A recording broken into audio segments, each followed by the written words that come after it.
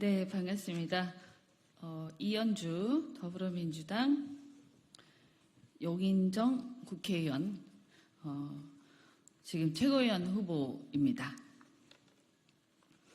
네, 오늘 기자회견은 김용현 국방부 장관 내정자에 대해서 하겠습니다.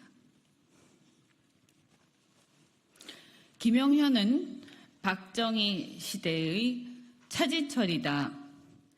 군사정권 시대에 호가호위하며 나라를 망치고 비극으로 끝난 경호실장 차지철의 전철을 밟을 것인가. 김용현 경호처장을 국방부 장관으로 임명한 의도는 무엇인가. 대통령에 대한 국민 저항권 행사와 대통령 탄핵에 대한 대응책으로서 계엄령 선포를 준비하기 위한 것이 아닌가. 윤석열 대통령은 김용현 경호처장을 국방부 장관으로 지명했습니다.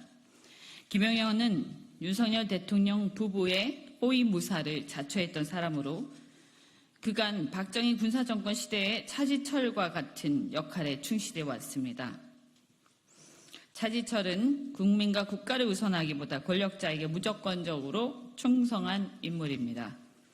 그런데 그와 똑같은 인물을 경호처장에서 해임해도 모자랄 판에 다시 또 국방부 장관까지 임명하겠다니 이것은 정신 나간 인사가 아닐 수 없습니다. 우리 헌법의 정신을 완전히 무시한 위헌적 인사입니다. 김용현 경호처장의 주요 행적을 살펴보겠습니다. 용산 이전을 주도했습니다. 이 용산 이전을 주도한 것도 과연 왜 용산 이전을 주도했는가 하는 것도 의혹으로 남아 있습니다. 대통령 경호법 시행령 개정을 주도했습니다.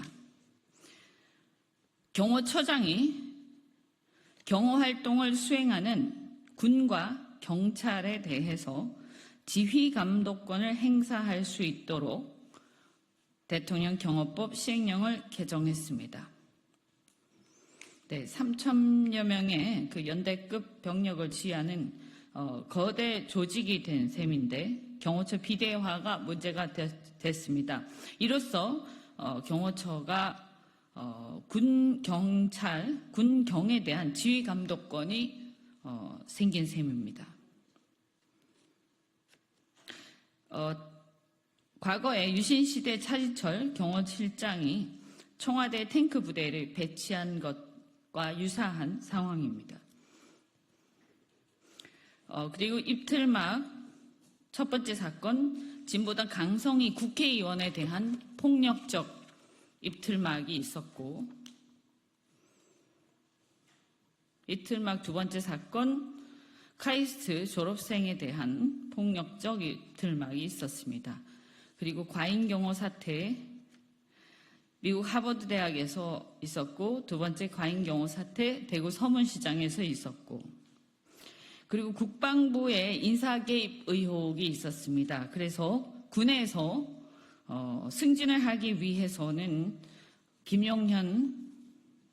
김용현에게 줄을 서야 한다. 이런 얘기들이 나왔습니다.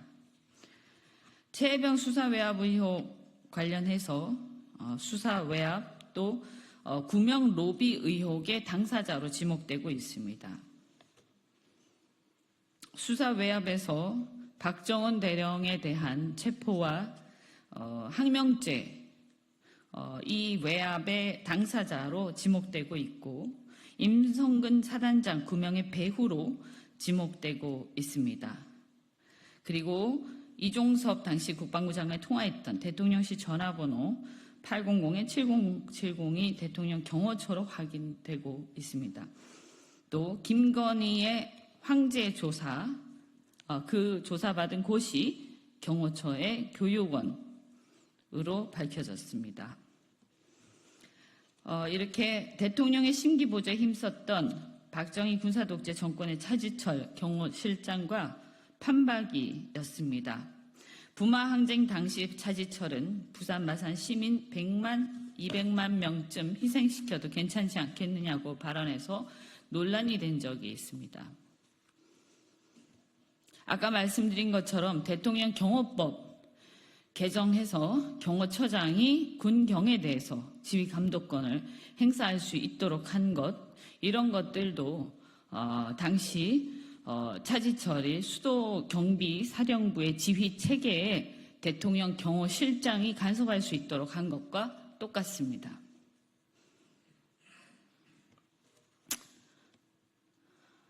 이번 국방부 장관 인사를 두고 세간에서는 그 의도에 대해서 말씀드린 것처럼 해석이 분분합니다. 최혜병 사건을 적극 방어하기 위한 의도라는 견해도 물론 많습니다.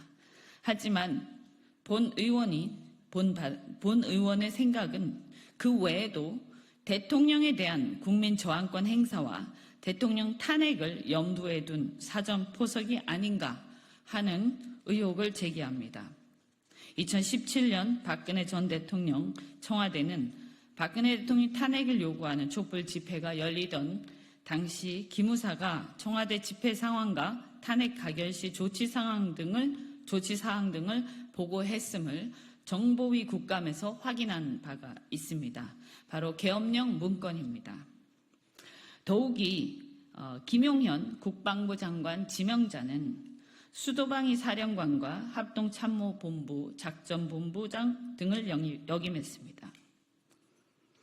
이번 김용현 국방부 장관 지명은 윤석열 대통령 탄핵 가결 시 계엄령을 선포하고 군을 동원하여 무력으로 진압하려는 계획의 일환은 아닌지 의심스럽습니다.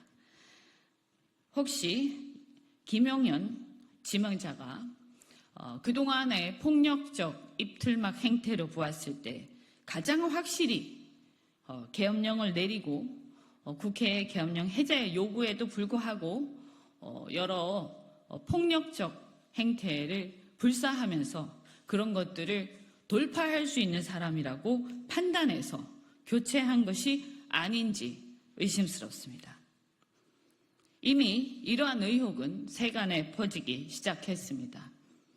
용산 대통령실 이전과 경호법 시행령 개정 등을 통해 경호실이 군경 장악을 시도했던 인물을 국방부 장관으로 내정한 이유를 국민들이 의심하지 않을 거라고 생각했다면 너무 순진한 것입니다.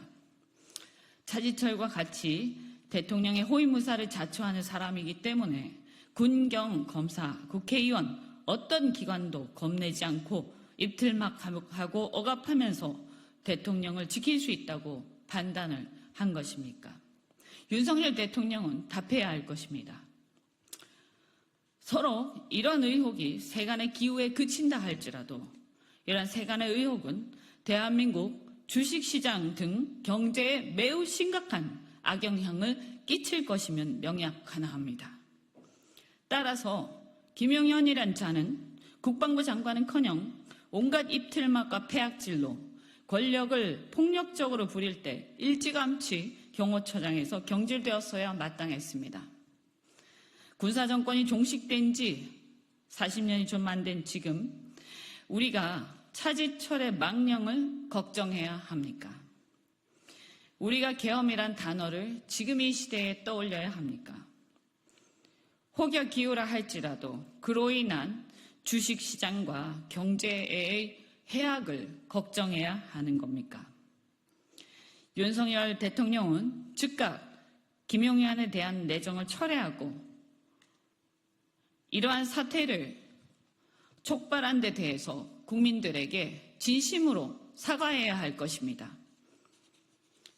윤석열 대통령은 박정희 군사독재 정권 시대의 전철을 밟을 망상에서 벗어나서 많은 국민들이 요구하는 대로 국정기조의 전환을 속히 하시기 바랍니다.